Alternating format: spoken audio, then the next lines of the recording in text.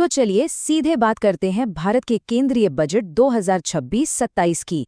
आखिर इस साल सरकार की योजनाओं के पिटारे में हम सबके लिए और देश के लिए क्या खास है?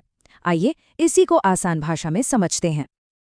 देखिए, हर साल जब भी बजट आता है तो सबसे बड़ा सवाल मन में यही उठता है कि भाई इससे हमारी जेब पर, हमारे परिवार पर और कुल मिलाकर हमारे भविष्य पर आखिर असर क्या पड़ने वाला है। अच्छा, तो सरकार ने इस साल की पूरी वित्तीय योजना का जो थीम रखा है वो है विकसित और आत्मनिर्भर भारत। सुनने में तो बहुत बड़ा लक्ष्य लगता है ना, पर जमीन पर असल में इसका मतलब क्या है?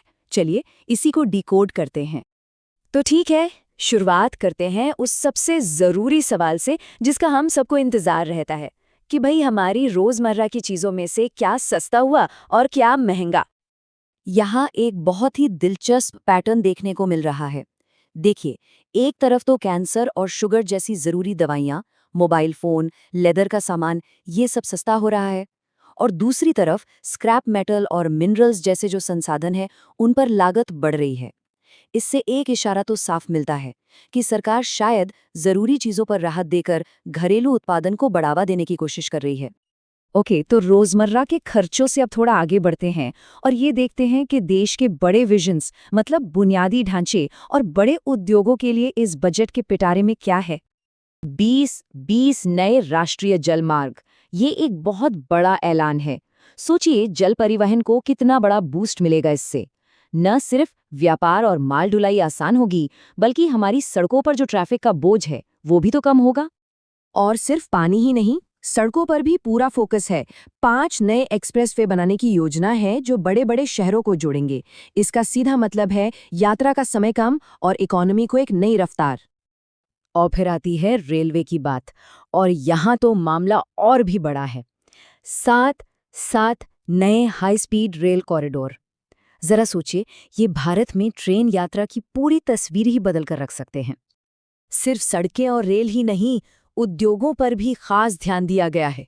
मतलब पारंपरिक कपड़ा उद्योग से लेकर भविष्य के सेमीकंडक्टर तक हर जरूरी सेक्टर को मजबूत करने के लिए खास स्कीम्स लाई गई हैं।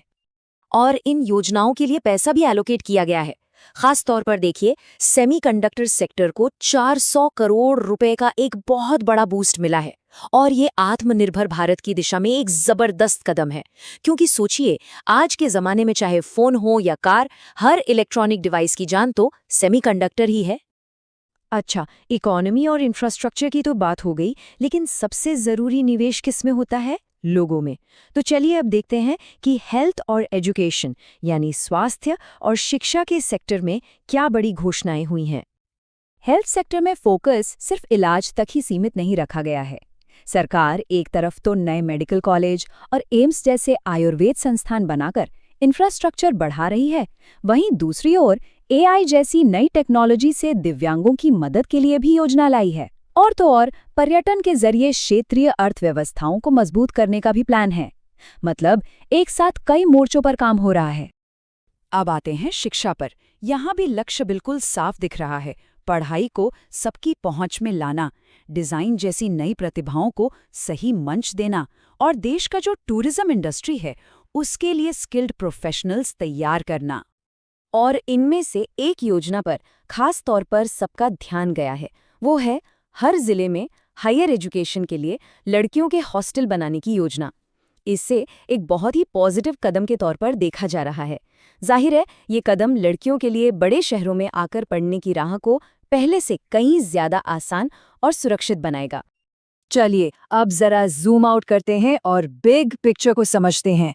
मतलब वो कौन से मुख्य आर्थिक आंकड़े हैं जिन पर ये पूरा का पूरा बजट टिका हुआ है। तो देखिए, ये बजट एक बहुत ही मजबूत आर्थिक बैकग्राउंड पर आया है। भारत अब दुनिया की चौथी सबसे बड़ी अर्थव्यवस्था है और जीडीपी में 7% से भी ज्यादा की ग्रोथ का अनुमान है, जो अपने आप में एक बहुत ही पॉजिटिव साइन है। और किसी भी बजट का एक सबसे जरूरी नंबर होता है फिस्कल डेफिसिट, यानी राजकोषीय घाटे का लक्ष्य। और इसे इस बार जीडीपी के 4.3% पर सेट किया गया है। ये नंबर सरकार के फाइनेंशियल मैनेजमेंट और अनुशासन को दिखाता है। लेकिन ये फिस्कल डेफिसिट आखिर होता क्या है? बहुत आसान भाषा में समझे तो ये सरकार की कुल कमाई और उसके कुल खर्च के बीच का गैप है। मतलब ये वो आंकड़ा है जो बताता है कि सरकार को अपने सारे काम पूरे करने के लिए कितना पैसा उधार लेना पड़ेगा। वैसे इस बजट के साथ कुछ बड़ी दिलचस्प ऐतिहासिक बातें भी जुड़ी हैं। जैसे ये पहली बार था जब बजट रविवार के दिन पेश किया गया, और ये वित्त मंत्री निर्मला सीतारमण का लगातार 9वां बजट था। ये भी अपने आप में एक रिकॉर्ड है।